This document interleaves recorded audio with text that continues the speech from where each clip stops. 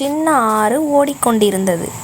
அந்த ஆற்றின் கரையில் மெதுவாக நடந்து கொண்டிருந்தது ஒரு நல்ல மனம் கொண்ட ஆமை.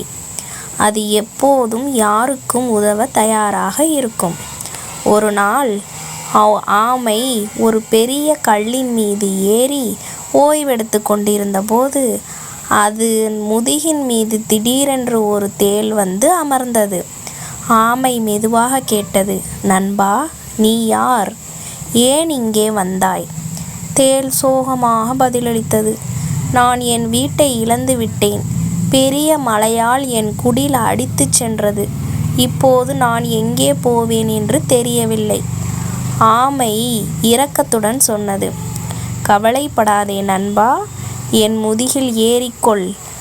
நான் உன்னை பாதுகாப்பான இடத்திற்கு அழைத்துச் செல்கிறேன். தேள் மகிழ்ச்சியுடன் ஆமை முதுகில் ஏறிக்கொண்டது.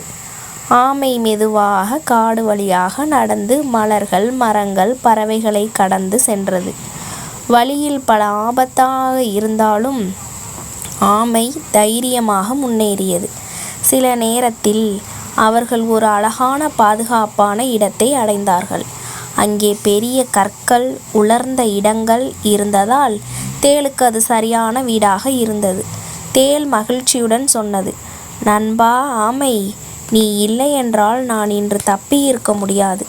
நீ எனக்கு உண்மையான நண்பன். ஆமை சிரித்து கொண்டு சொன்னது, நட்பு என்றால் ஒருவருக்கொருவர் உதவுவதுதான். அந்த நாள் முதல் ஆமைக்கும் தேளுக்கும் அழகான நட்பு உருவானது. காட்டில் எல்லோரும் அவர்களின் நட்பை பார்த்து மகிழ்ந்தார்கள். இந்த கதையின் மூலம் நாம் என்ன அறிந்து கொண்டோம் என்றால், உண்மையான நட்பு என்பது ஒருவருக்கு ஒருவர் உதவி கொள்வதுதான். இது போன்ற மேலும் பல குழந்தை கதைகளை கேட்க என்னுடைய சேனலை லைக் பண்ணுங்கள், ஷேர் பண்ணுங்கள், சப்ஸ்கிரைப் பண்ணுங்கள். Thank you friends.